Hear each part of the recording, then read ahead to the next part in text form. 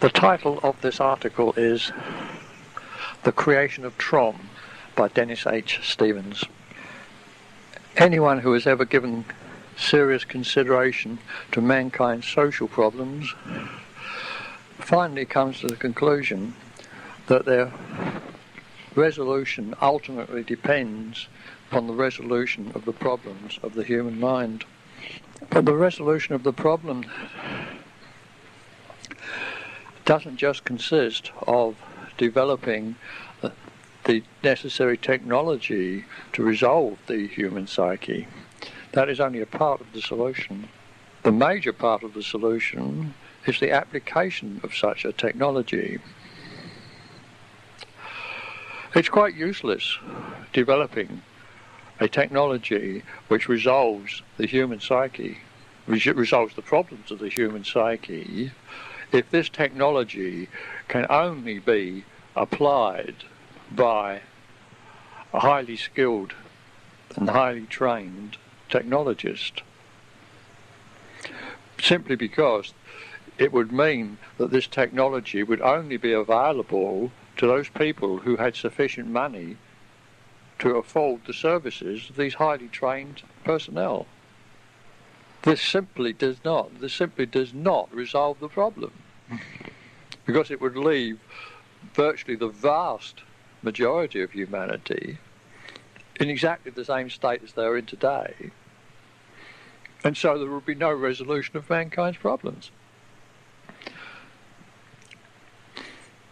The resolution, therefore, can only come about in two ways.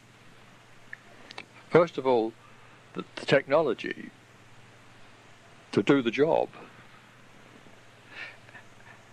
and the technology to do the job must be applicable in either on a co-audit basis, where people can pair up and apply the technology to each other free of charge, and so resolve their own psyche, and so regain a state of optimum sanity. Or the second option is the technology to resolve the human psyche must be able to be applied on a do-it-yourself basis. You see, the third option of it being applied by a highly trained technician, highly trained psychotherapist, highly trained technician, call him what you will, simply is not a valid option. Back in 1950, when Ron Hubbard wrote Dianetics, the Modern Science of Mental Health, he offered a co-audit route. There were, in fact, only two factors that prevented this route from being achieved. There were only two factors that prevented its achievement. One was the variability of difficulty of cases, and two was the variability of the ability of auditors. As early as 1951, long before I took professional training, I'd met a number of auditors and realized that they weren't all equal in skill. And I'd met a number of pre-clears and realized that they weren't all of equal difficulty. So I was aware of this problem back in 1951. Ron Hubbard was equally aware of the problem. He had no solution to the problem. I had no solution to the problem. We were determined the only route we could go down was the professional training route. Either that or abandon the subject. The simple truth of the matter was that good natural auditors, armed with the technology of Book 1, faced with a rather easy running pre-clear, could achieve incredible results with that technology. But at the other end of the spectrum, very poor natural auditors, confronted with a very difficult cases, were going to get absolutely nowhere with that with using that technology, or using any technology. So as Ron said in one of his articles he wrote in an early magazine that came over from America, if this subject is going to go anywhere, it can only move on the basis of professional training of auditors. I mean, his conclusion was valid, was sound. I knew it was sound at the time when I read it. It was unfortunate, but there it was. A highly trained auditor could not only handle an easy running pre-clear, but a highly trained auditor could handle a very tough pre-clear. He could handle them all, and that was the goal. We thought, well, we're going to have to go this route. It's the only route we can go. But we weren't all satisfied with the route. Ron was never satisfied with it, but it was the only way out he could see. And we used to, us professionals, I'm now going to move into 1953, 54 in London, when I was a professional Scientologist working with the central organisation. I used to talk to the fellow professionals and talk to the field auditors. We used to sit around and burn the midnight oil, and we still used to talk about this idea of co-audit and clearing the planet on a co-audit basis, but it seemed a hopeless dream. And I used to raise the idea of a do-it-yourself technology, but the mechanics of Dianetics was such that the mechanics of the human mind appeared such that a do-it-yourself was out of the question. By the mechanics of the reactive mind, analytical mind theory, which was validated and can be validated by anyone who cares to examine it. It was not just an unvalidated theory of L. Ron Hubbard's. This can be validated and has been validated over and over again. It is true. It is true. There are such things as engrams. And it is true that these engrams do re-stimulate and cut the analytical mind out of circuit and enforce upon the person aberrative behaviour. And that the subject, the pre-clear, in the presence of these highly charged aberrative incidents, his analytical mind will shut down and so prevent him from handling the incidents himself. In other words, he needs a separate therapist to guide him through these highly charged traumatic incidents. It all made a lot of sense back in 1952, 53. Ron, I knew, used to burn the midnight oil looking for another solution. But there wasn't any other solution than the one he had. He couldn't see it. None of us could see it.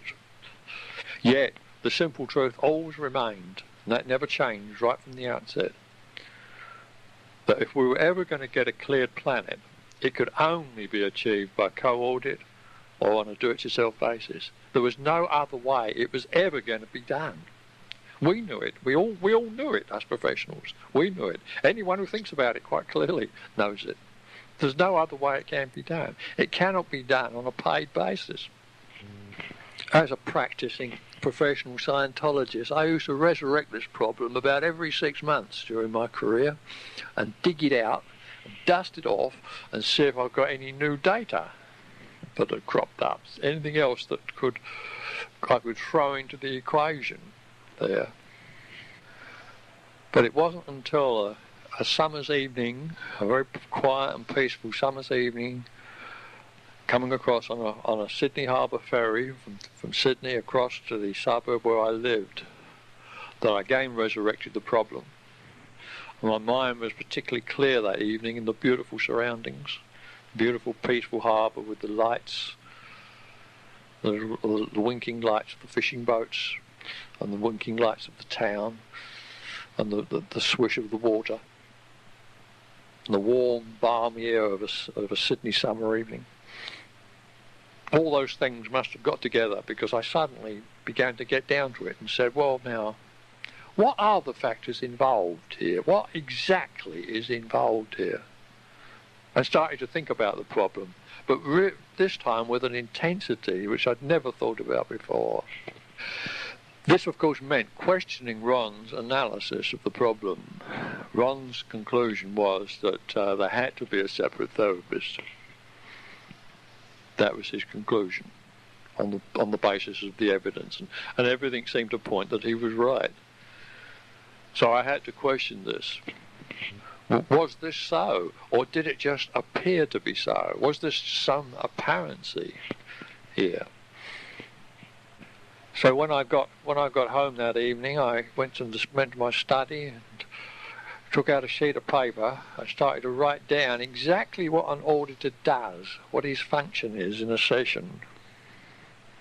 Then I wrote down on another sheet of paper exactly what the pre-clear does in a session and what his function is in the session. And said to myself, well,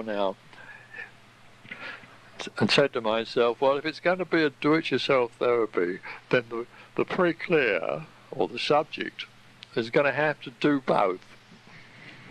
He's going to have to be able to do the auditor's role and the pre-clear's role simultaneously. But how on earth can he do this when he's dealing with his reactive bank? And his reactive bank is going to cut out his analytical mind. So I put that to one side with a question mark. And said to myself, well, just what is this factor called restimulation?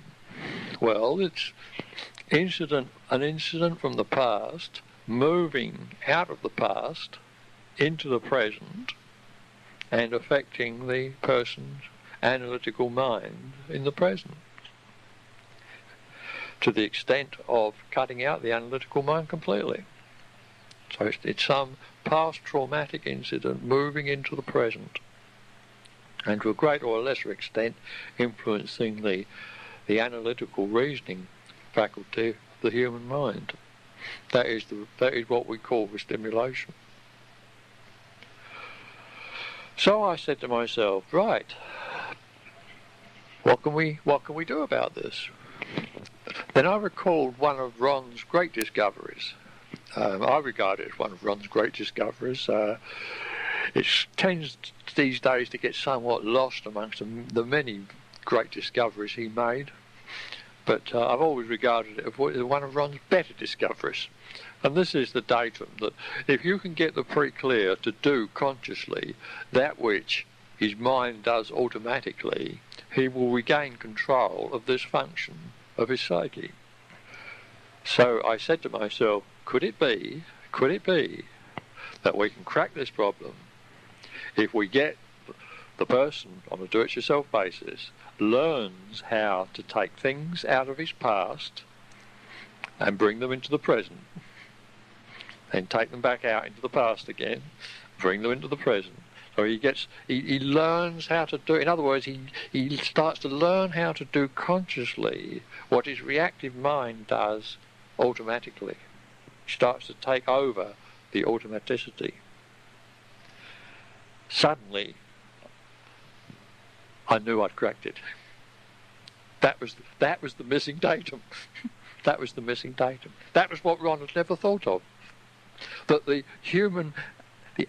analytical part of the psyche can duplicate exactly what the reactive mind can do. It can create, you see, the analytical faculty has at its disposal the creative faculty of the whole psyche, of the whole spiritual being, and is available to the analytical faculty. So the analytical part of the mind can simulate, can create, can bring about, can mock up, can do exactly what the reactive part of the mind is doing. But evidently the analytical part of the mind has decided not to do this. But nevertheless, it can learn how to do it, or relearn how to do it. And I think it was about 1:30 in the morning then. And I thought, I've done it. I knew I'd done it. I hadn't even got the technique. But that wasn't going to be difficult. Devising the technique was easy. So the next day I got to work and started to work on a technique for it. Well, it wasn't long before I spotted exactly what needed to be done. And this became the first step of the do-it-yourself procedure. This is the first step of TROM. I then started to apply this to myself. I tested it. It needed to be testing, and it didn't need any modification. It was correct. It was exactly right, and it did the trick. I learnt to take over the automaticity of my own reactive bank. Oh yes, it was painful. Oh yes, it was restimulative. That bank didn't give in easily. But finally it quit. And I was back in charge. And what do I mean I was back in charge? Well, I could cock a snook at my bank. There was nothing it could throw at me that I couldn't handle. Because I could, you see, I could do what it was doing. I could do consciously what it was doing any old time. You see, it was restimulating engrams. Okay, so could I. I could do what it was doing, you see. So it had no power over me anymore. This was proved by the e-meter. The e-meter was just sitting there idling. I could think anywhere, all over my past. Nothing moved. You see that? I could now do what my own bank did. I'd broken the automaticity. That was the first step. The second step, step 2, followed immediately from step 1. It was a completely natural extension of the abilities regained at step 1. And this became step 2. I won't give what these techniques were or what these were at step 1 or step 2, because you will find them written up in TROM. And if I mention them, I'm going to have to explain them, and I'm going to have to end up presenting the whole of TROM in this article, which I simply cannot do. So you'll have to get TROM to find out what these things are. I then ran step 2, absolutely flat. Absolutely flat. And achieved much more case gain. Step 2. The case gain on step 2 was serenity, was calmness, enormous mental calmness. That at any time I wanted to, I could simply become completely calm, completely and utterly calm at a moment's notice at any old time. And when I put myself on the meter when I was calm, the needle was simply floating. I could do this instantly, with no problem at all. Bang, just like that.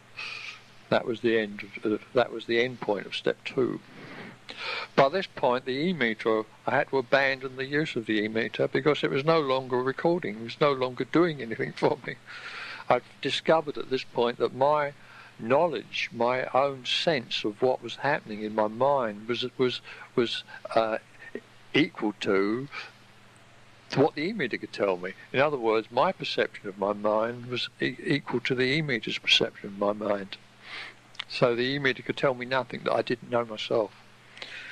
I quickly discovered that this was the way it was, because every time I was getting a read, just an instant before I'd get the read, I'd know what the read was. Then when I looked at it, realised what the read was, spotted it, the read would go off the meter. Then it'd be, when there was no read on the meter, my mind was completely blank and I was just in present time.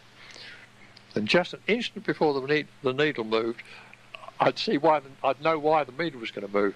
So I was always a step ahead of the meter, and I realised then I didn't need the meter anymore. So I put the meter aside.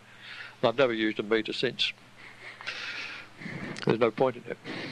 Step 1 and step 2 cures you from the use of an e-meter. You simply don't need it after that.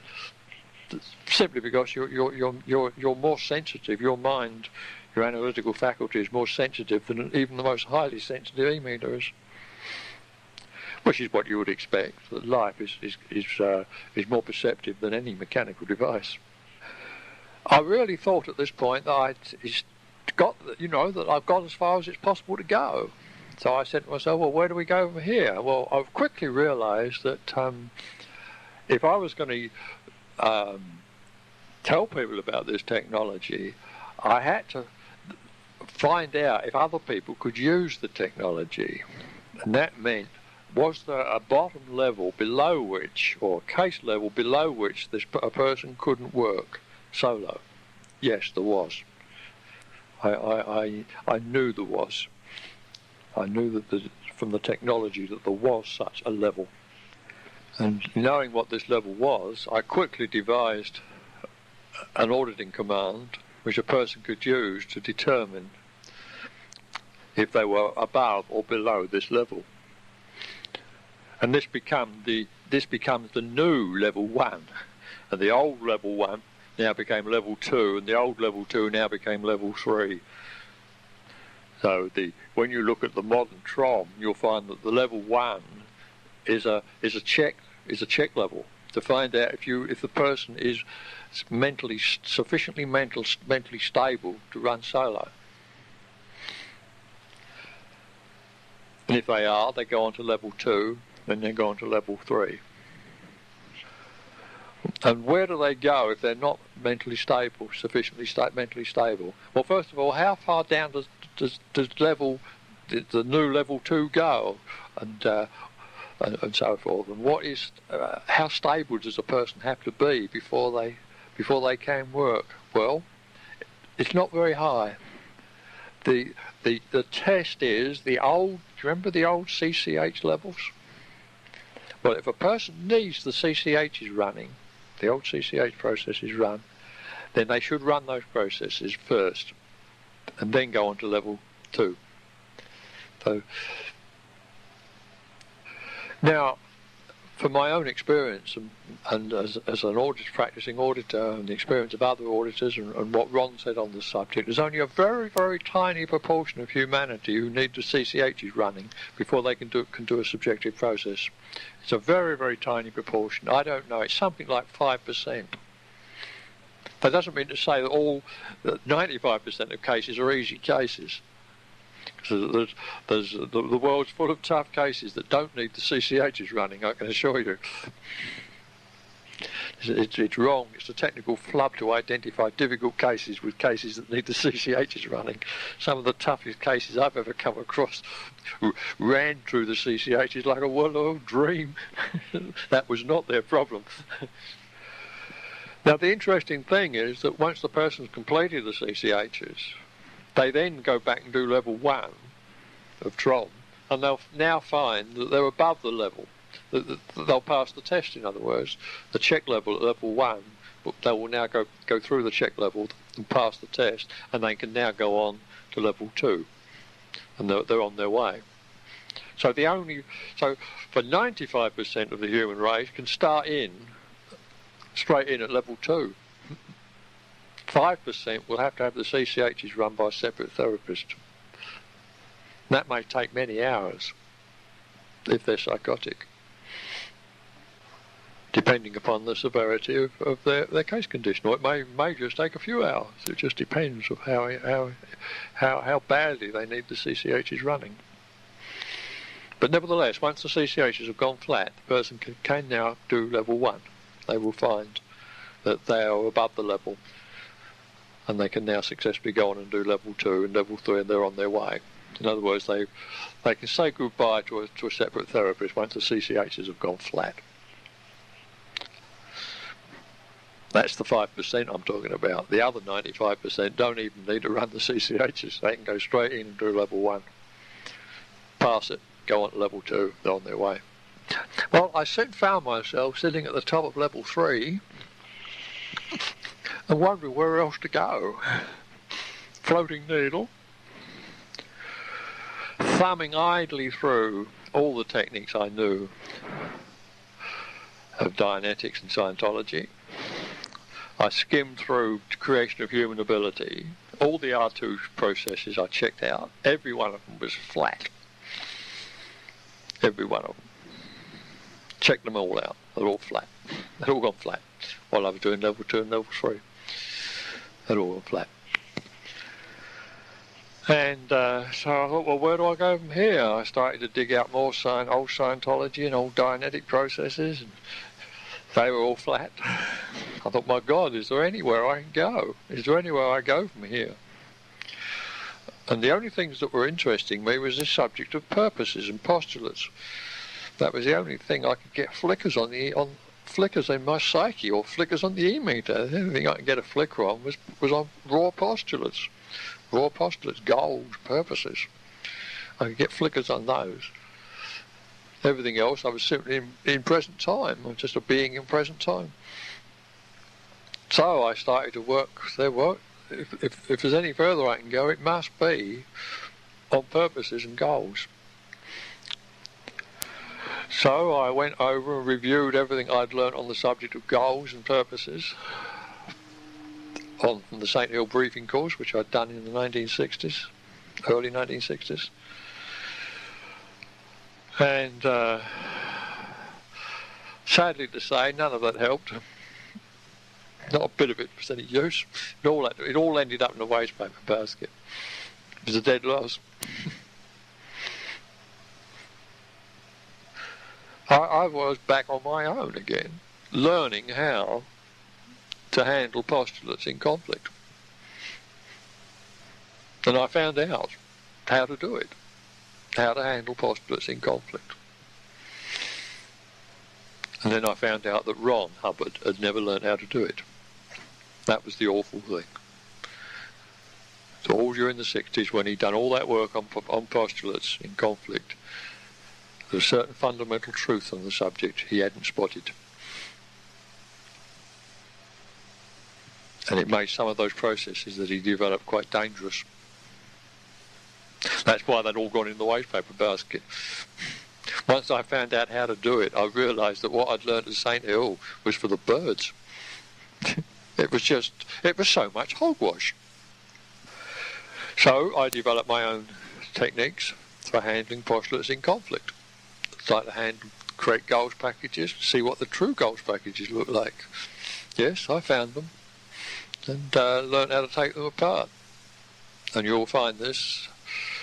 This is the technology at level 4 and level 5 in Tromp. This particular research on goals and so forth took me about a year to iron out the technology. It turned out to be a lot more complex than I thought it was going to be. It was a much tougher nut to crack, that was, than the lower levels, or what became level 2 and level 3, level 1, 2 and 3. They were comparatively easy. The levels 4 and 5, well, 4 was okay because that was a preliminary step. 5 was the toughie. That was the tough one, to learn how to get the bugs out of it, learn how to do it exactly right. I understood why Ron had failed in 1960. His efforts were valiant. He was almost doomed to fail. He was doomed to fail. For example, I'll tell you why he was doomed to fail. The actual legs, the actual postulates of the true GPMs aren't in the bank. They're in the analytical mind. That's why you can't find them in the bank. That's why if you go searching in the bank for the GPMs, you'll simply come up with a mishmash of wrong opposes. And you'll do it all wrong. You'll upset the pre-clear. So Ron was doomed to fail. He didn't know that. I didn't know it for a long while. Till suddenly the penny dropped one day. That the true postulates, the true GPMs, the true postulates of the true GPMs aren't in the bank.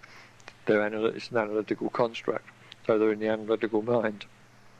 All that's in the bank is the mishmash of wrong opposes, the lies.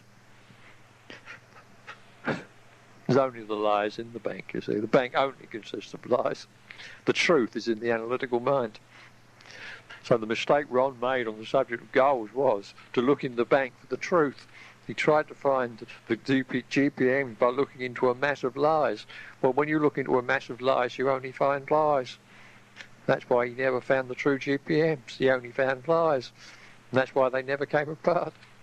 That's why the search went on forever. That's why he nearly killed himself in the 1960s. It was a mistake he was almost doomed to make. It was a mistake almost anyone would make. I nearly made it. Till I jumped the whole lot in the waste paper basket. I realised it was darn near killing me too. Started off afresh. Spotted where the truth was. Then I got level 5 out. Well, level 5 had a preliminary step, level 4, which is really just an introduction to level 5. Just sort of cleaning up the charge off the major goals in this lifetime. Sort of lock scanning them, you might say. That's level 4. take some of the surface charge off before you get down to the nitty-gritty, the postulates themselves. That's level 5. About halfway through, after I got the level 5 technology sorted out, I was running it because it was taking me a long time to flatten it, long time to work with it, long time to get it flat. I was working, I was about halfway through. I didn't know I was about halfway through, but in retrospect, I was about halfway through. And one day, an old Scientology chum of mine phoned up and said he got his paws on all Ron's upper level OT levels. He's got his paws on everything, right up to the top of OT7. Or was it OT8? I'm not sure, OT7, OT8. Anyway, right up to the top, he got the lot. Was I interested? I said, yes, I was interested. So he dumped the whole lot on my lap. And I took a rest from doing my own auditing to go through, check through every one of these levels. OT1 right the way through. It was OT7. Yeah, right the way through. I'm pretty certain it was OT7. Yeah, right the way through OT1. I checked OT1. Yep, that was flat. I got onto OT2. Oh, that's interesting. What's going on here? Nothing. Flat. The only reads, I put myself back on the meter for this because it seemed to need a meter. Put myself back on the meter, and the only meter movement I was getting was overrun reads. I was trying to make a process work that was flat. OT2 was flat. So I went on to OT3. I couldn't make it work. It was all flat. And so on. I just went through level by level, checked it, ran it. Floating needle to start with. As soon as I started to run the process, the needle started to tighten. Oh, what have we got here? Overrun? Yes. Needle frees up. Float. Oh, there. I'm trying to run a flat process. Overrun. Dump this one. Next one. Right the way through. Right the way through to OT7. Then back from 7, right the way through back to 1 again. Recheck them all over again. Exactly the same. Nothing in any of them. All flat. All flat. Now that was interesting. That really shook me rigid. That really shook me, that did. Because here I was just halfway through my own upper level tech. I hadn't flattened it all by any means. And here I was, there, the best that Ron knew was flat already on my case. So I was ahead of him. Technically, I was ahead of him, and I was working solo. I wasn't working with a separate therapist. I was working solo. Yeah, I was technically ahead of what he got to offer. I later on discovered the upper levels above 7. And every one of those that I ever managed to get my paws on, they were flat too. So there's nothing in Dianetics and Scientology that would do anything for me. Even before I'd finished level 5, my own level 5. So the next thing I did, I started to type up TROM. Started to get it put together from my research notes and get it into a typed up form for passing on to the rest of humanity. This looked too good. This looked too good to lose. And, well, the rest, as they say, you know. The biggest difficulty a person will have with TROM, I can tell you right away, is getting started. Getting your feet wet. Getting your feet wet. The reason for this is very, very simple. That the average person has fought themselves to a standstill playing games with their own mind. They've been overwhelmed by their own reactive bank. So they will not touch it.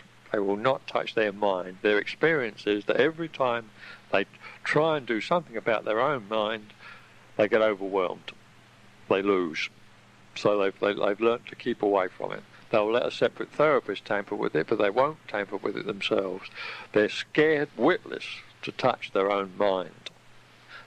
That they're just a quivering jelly of shaking fear of their own bank. The cure for this is level 2 and level 3 of TROM. There is no other cure. A separate therapist cannot give you this cure. Even if you were to do level 2 and level 3 with a separate therapist, you still would not be cured of your fear of your bank, because you'd still have the dependency upon the separate therapist. When you finish level 3, you can cock a snook at your reactive bank when you finish level 3 solo. But you will not ever get there. You never achieve this state while you work with a separate therapist. You've got to break it.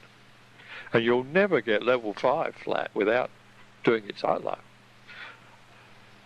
Level 5 in TROM. Well, I don't know whether it's theoretically runnable with a separate therapist, but I don't think the therapist could move fast enough for you to be able to follow what you're doing, you know.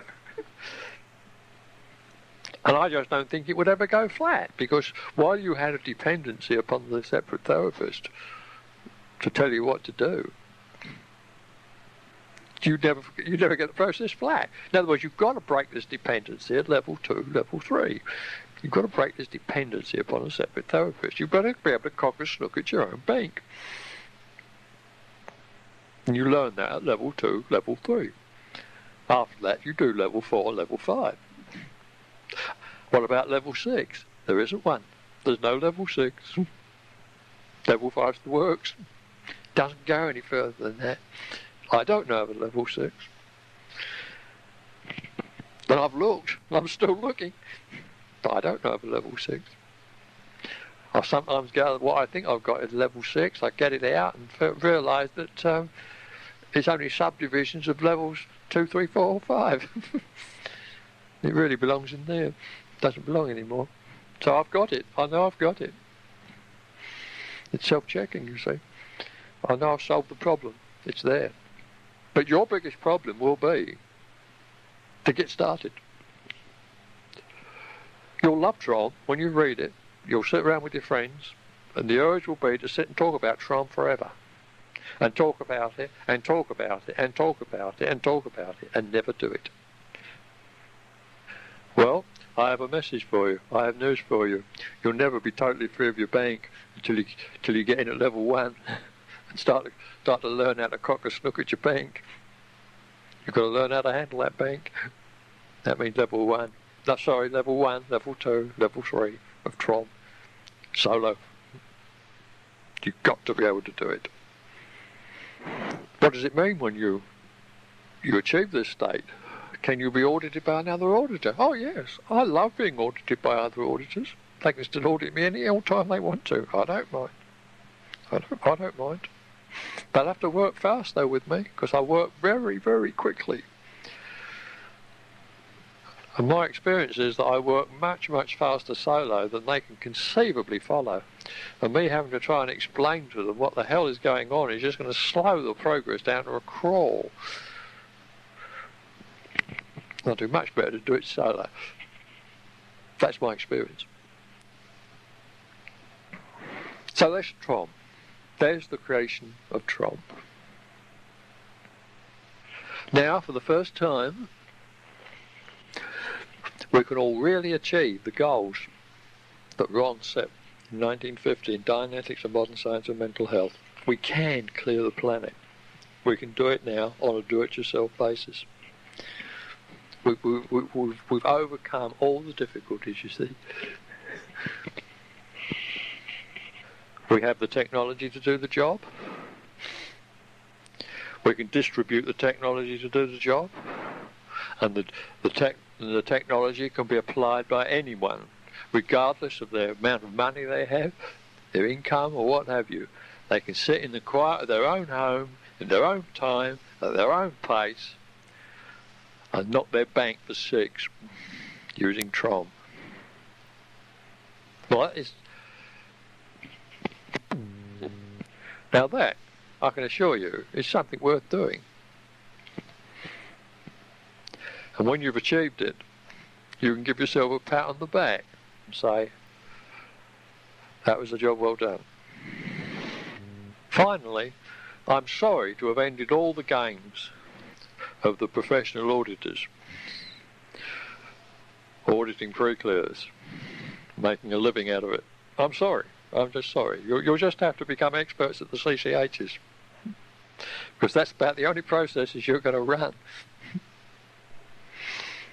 Everything else can be run solo with Trom. You'll just have to go elsewhere and make your living doing other things.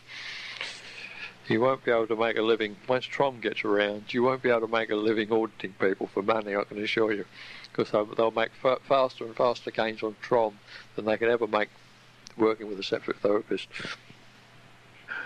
Well, that is the creation of Trom, and I wish you luck with it.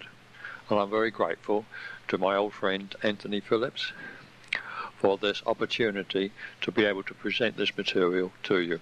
Thank you very much. P.S. Oh yes, I almost forgot. Case gains. Trom will erase all your aberrations, including any you may have on the subject of sex. You can rest assured that whatever you have after you've finished the 5 levels of Trom will not be an aberration. The floppy disk is available. The printed version of it is available. What else do I have to do? What else do I have to do? Go around and slip copies of it under everyone's front door? I think I can say I've done enough. It's up to somebody else to pick up this subject of Trom now and run with it. God damn it, I've held it and run with it since I started doing the research on it. It's about time somebody else picked up the ball and ran with it. Maybe, Tony, in our society these days, in our society in which we live, my attitude has a bit of an oldie worldy charm about it, but it's the way I feel. It's the way I feel on the subject. To use a common phrase there, the bottom line, Tony, is this: that if I thought for one moment that an article by me on the subject of Trom being printed in the Ivy magazine would cause one person to pick up the Trom and start to use it, I wouldn't hesitate. I would go out and write that article for you. I'd start writing it this evening, if I thought that for one moment. But I don't think for one moment that anything I write that goes out in any magazine, including Ivy, is going to make anyone start doing Trom. It's not going to stop them doing Trom, and it isn't going to make them do Trom. It isn't going to encourage them, or it isn't going to discourage them. It's just going to be just more words that are going to sit and read, so they can sit on their backsides and talk about it forever. And they're not going to get one bit of case gain until they get off their backsides and start doing Trom. It's just simple as that. You see that? About 2,500 years ago, a Chinaman called Lao Tzu is supposed to have wanted to get out of a town in China which had a wall around it. And the king had decreed at that time that the wall, the door, the gate, the main gate of the town would be closed at midnight and wouldn't be opened up till 6 o'clock in the morning. This was to keep the intruders, to keep the outlaws from bursting into the town overnight, you see. It was a walled town. So Lao Tzu wanted to get out of the town, but he arrived at 12:05 and the gate was shut. And there was nothing he could do to convince the gatekeeper to open the gate, because the gatekeeper knew that he mustn't open the gate. More than his life was worth to open that gate. So Lao Tzu sat down for 6 hours and told him the whole subject of Taoism that Lao Tzu had researched and came up with, you see. And the gatekeeper listened absolutely amazed. And eventually the sun came up, and at 6 o'clock in the morning he opened the gate, and out went Lao Tzu and was never heard of again. But the gatekeeper, fortunately, had remembered it all, and he passed it on. And that's how one of the great religions of China was born, Taoism. And that is the legend of Lao Tzu and Taoism and the gatekeeper. Well, there's a similar thing with Trom, I can assure you. I've done my bit, Tony. I've done my bit. You might be the gatekeeper. You and Terry and Greg Pickering might be the gatekeepers. There, you're going to have to pass it on, or to use a phrase these days, you're going to have to pick up the ball and run with it, because I'm going to disappear out into the night, mate. So you get it. You see my attitude. You see my viewpoint. My viewpoint is a tenable viewpoint. There. Lao Tse felt he'd done his bit, you see. He walked out the town. He didn't want to have anything more to do with it. He walked out the town. And he left it with the gatekeeper. But I'm leaving it with you. I'm leaving it with Greg. I'm leaving it with Terry. I'm leaving it with other people. Oh, sure, I'm always here. If somebody gets into Trom and gets into difficulties, and I'm always here to answer technical questions on the subject of Trom. But they've got to be technical questions, or they've got to be somebody needs a helping hand, who's got themselves into difficulties, and so on. I'll do that. But peddling it? No. No. I'm not interested. Now, does that answer your question, Tony? I've gone on the subject, waffled on at great length, but I think I've finally now got down to the bottom line, the nitty-gritty. We're now down to my ultimate reality on the subject. I'm simply not interested in peddling the subject. One of the few things, Tony, that I would appreciate in return for handing over this tech, and presenting this tech, and making this tech available, one of the few things I would appreciate from you in return is that if you do write any material on Trom in the Ivy magazine, if any material is written using the word Trom, any review of it, reports or what have you using Trom, that a copy of that article is posted to me as routine. I know you would actually do this. You would no doubt do this to all your authors and so forth who present material or who make material available for your magazine. So I'm sure that you would do the same for me, and I would appreciate it very much that if any material does appear in the Ivy magazine mentioning Trom, that a copy of the article is shipped off to me. You don't have to send the whole of that magazine to me. Just send me a copy of that article. But I'll be appreciate that. That keeps me in touch with what is going on. You see, there. Otherwise, I'm going to be in the embarrassing position of somebody in southern Patagonia writing to me and saying that, yes, I read the article in Ivy magazine about Trom, and I have a few technical questions, and I'm going to think to myself, what article in Ivy magazine? I won't know what it is. I won't know what the hell he's talking about, you see. So, will you do that for me, Tony? I'm sure you will. Just drop me a copy of anything you print on the subject of Trom, so that keeps my R factor up. So people write to me and saying, yes, I read this article about Trom in the Ivy magazine. I say, oh yes, and they say this, that, and the other was printed, and I've got copies of it. You see, and I can always write back and say, oh no, he never printed that. I've got copies of everything printed. You see, so it makes it nice and safe for all of us. Okay, good-o. See, I'm getting towards the end of this tape, and I'd like to thank you very, very much for that long rundown you gave me on the subject of your Scientology career. I did appreciate it very much, Tony, and I shall certainly I'll be pleased to add that tape to my files. That tape will go into my files. The Anthony Phillips story. The Anthony Phillips story.